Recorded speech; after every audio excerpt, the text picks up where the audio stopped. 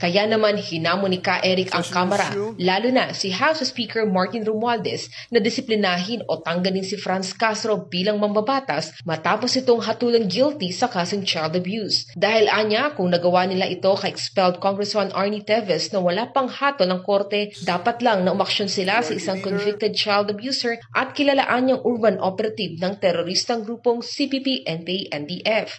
Hindi na maitatanggi ni Martin Romualdez na kung hindi nila didisiplinahin at tatanggalin sa pagka-miyembro ng House of Representatives itong si Franz Castro,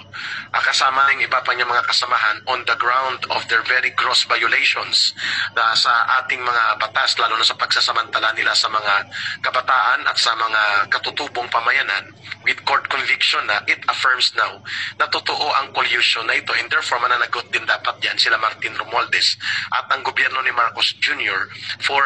conniving and conspiring with the enemies of the state like Franz Castro. Dagdag pa ng dating kadre, delikado ang ganitong estilo ng Marcos administration. And this conspiracy and collusion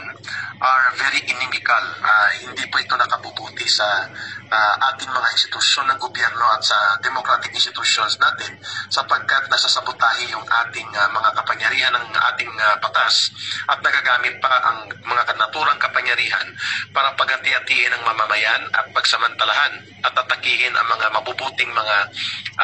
nagtumutulong sa gobyerno kagaya ng ginagawa nila ngayon laban sa kay Rodrigo Duterte, kay Vice President Sara Duterte